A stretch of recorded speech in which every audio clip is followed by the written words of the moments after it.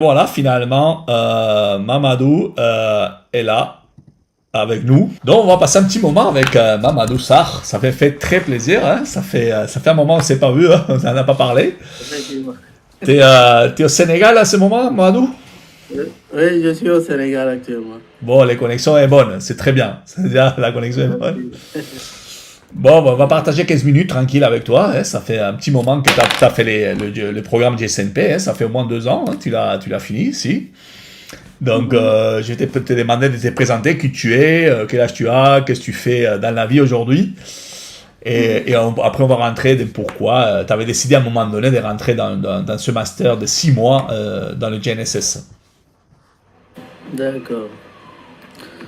Bon, bonjour tout le monde et merci beaucoup à la GNSS Academy et particulièrement à M. Eduardo de m'avoir donné cette opportunité. Je m'appelle Mamadou Sarr, je suis sénégalais et j'ai 35 ans.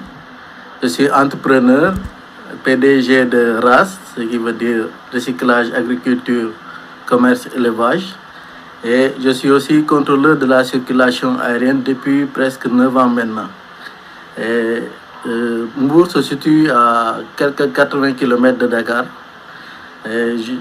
Comme parcours, je suis passionné des satellites depuis tout jeune, avec mon cher papa, que son âme reste en paix.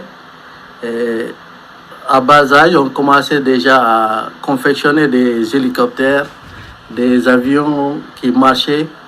À peine j'avais 14 ans ou 13 ans. Et en plus de ça, on utilisait aussi des paraboles, des antennes paraboliques, pour pointer sur des satellites pour regarder les chaînes claires. Parce qu'à l'époque, on n'avait que 3 chaînes nationales et ce n'était pas tellement intéressant.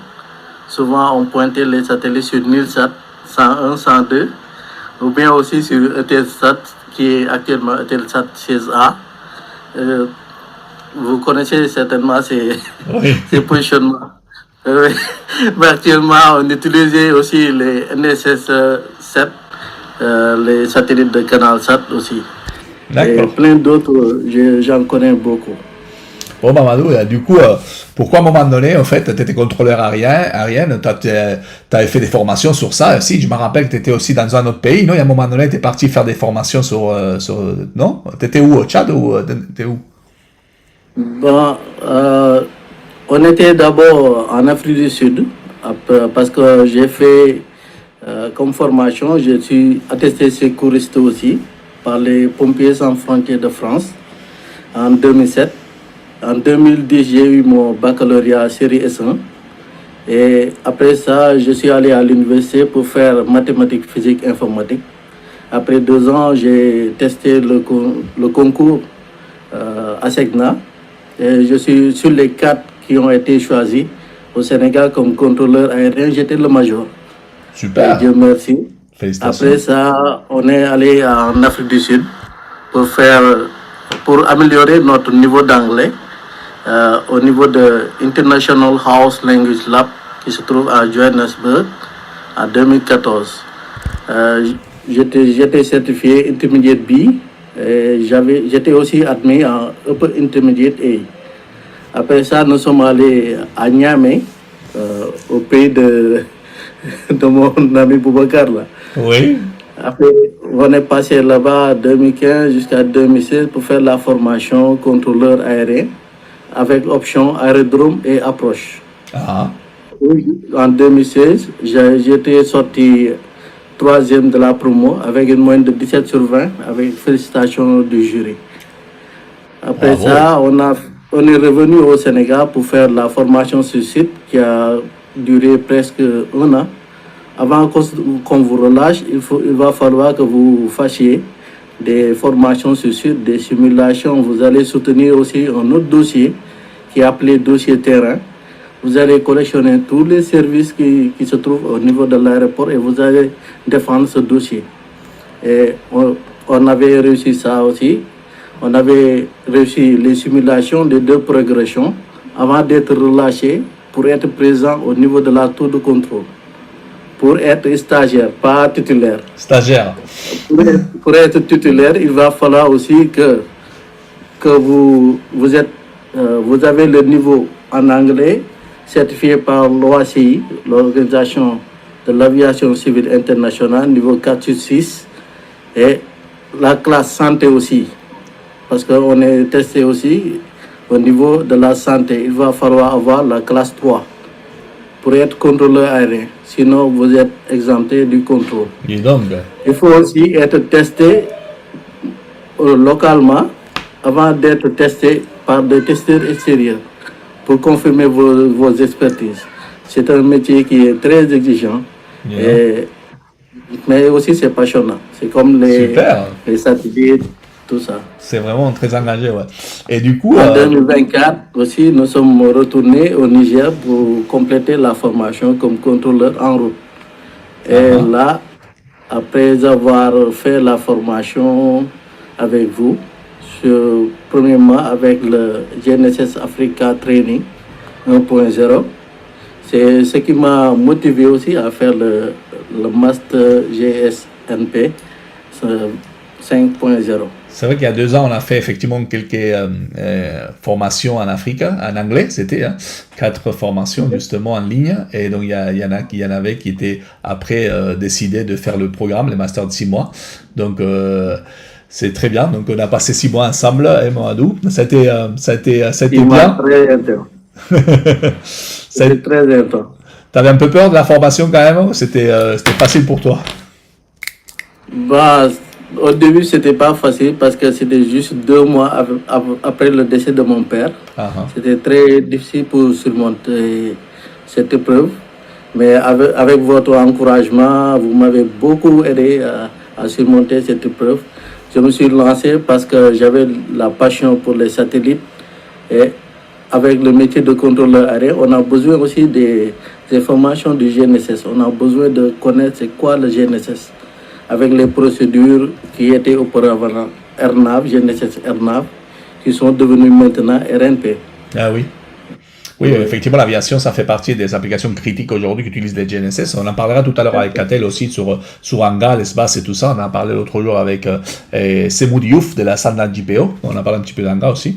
Donc, alors, Mamadou, quelle a été ton expérience pendant ces programmes de 6 mois intenses dans le GNSS? Ça a été dur, compréhensible? Tu as appris beaucoup de choses?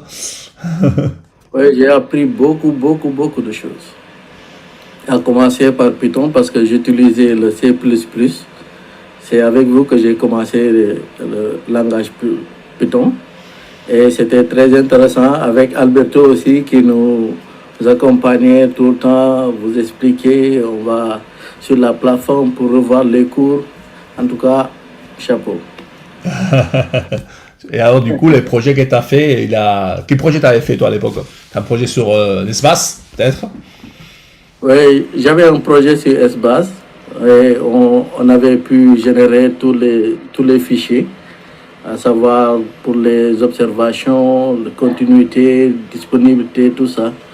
Et franchement, moi j'encourage les ingénieurs et même les étudiants à faire cette formation. Parce que c'est la clé de l'évolution du monde actuellement, le GNSS. Parce que les applications sont énormes au niveau de l'agriculture, de l'aviation, des cars, par exemple. Les voitures. Voitures. Les drones, les maritimes. Yes. Est-ce que du coup, que tu n'avais pas trop d'expérience dans les Python, tu t'es senti vraiment accompagné le long du programme pour que tu puisses justement affronter les petits blocages? Parce qu'on commence un langage nouveau, c'est pas évident, hein? On peut avoir des blocages, on peut se sentir frustré parce qu'effectivement ça passe pas, ça arrive pas. Aujourd'hui, à l'intelligence artificielle, avec le ChatGPT, on arrive quand même à surmonter des petits blocages de programmation. Du coup, est-ce que tu te sentis bien accompagné par le tuteur justement pour t'aider à débloquer tout ça et finir les projets avec succès en fait? Oui, au début c'était pas évident, mais avec l'aide d'Eduardo et d'Alberto, vous allez réussir avec la passion. Il suffit juste d'être motivé. Est-ce qu'il y a certaines parties qui étaient plus intéressantes que d'autres en essence système, spatial, segment sol? On a touché quand même tellement beaucoup de sujets différents. Est-ce qu'il y a des sujets qui t'intéressaient plus dans ton cas et qui t'ont attiré plus?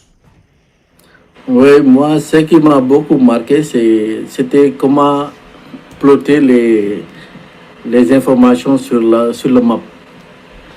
Et lorsque j'ai reçu ça pour la première fois, j'étais tellement content. Mais oui, et, pouvoir, et pouvoir les analyser aussi.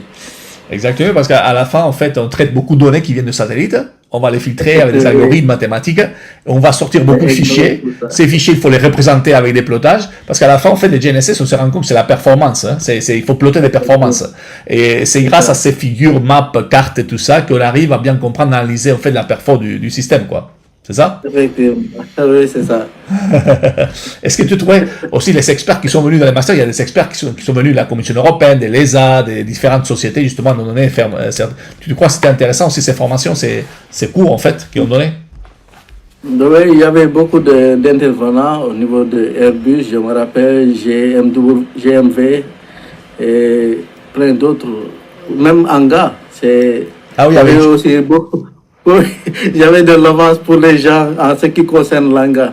Parce que j'étais reparti à l'école, ils se disaient, c'est quoi Anga? Moi, j'étais à l'avance déjà.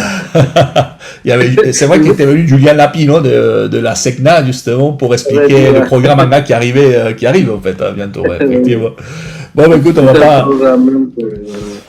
Bon, ben écoute, c'est vrai qu'avec Mamadou, on a beaucoup partagé en ligne, on ne s'est jamais rencontré en personne, mais je pense que ça va se faire peut-être cette année prochaine, peut-être que j'irai en Afrique faire une formation au Sénégal, ça me ferait vraiment très plaisir. Je pense que ça va se faire parce qu'on est en contact avec l'AFSA, l'Agence spatiale africaine, et il est possible qu'on fasse des formations au Sénégal ou dans différents pays, donc ça fait plaisir qu'on va se rencontrer, Mamadou. Donc voilà, on va pas rester trop longtemps. Je sais pas s'il y a des questions ici dans l'audience pour Mamadou. Et sinon, vous pouvez les contacter aussi, les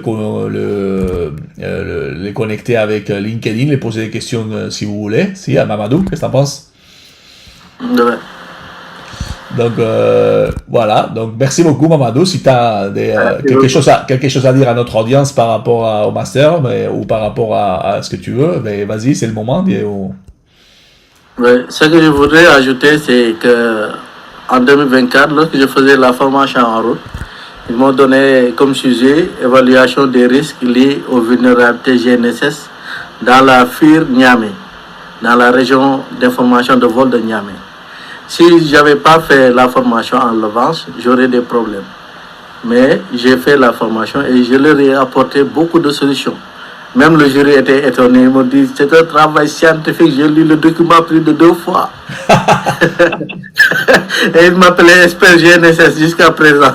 Ben oui, c'est ça. Donc, j'ai obligé de dédier une partie du document au début, la GNSS Academy. Non, mais c'est bien, c'est ça le truc, c'est qu'en fait, après, en fait, quand il n'y a pas beaucoup de monde qui connaissent ça, de suite, tu deviens un expert dans ton entourage quelque part, et même dans des formations comme ça, tu peux être référent. Donc, c'est super. Bon, ça me fait vraiment très plaisir. Donc, j'espère que quand même, tu vas utiliser dans ta société aussi ces signaux satellites pour faire le recyclage, agriculture et tout ça, si tu veux. Oui. Avec l'agriculture de précision, on va certainement utiliser ça très bientôt. Bon, écoute, merci beaucoup, Mamadou, ça fait plaisir. Merci beaucoup à vous et merci beaucoup. Et bonne soirée, on se tient au courant. Bye. Merci, bonne soirée. Ciao. Ciao, ciao.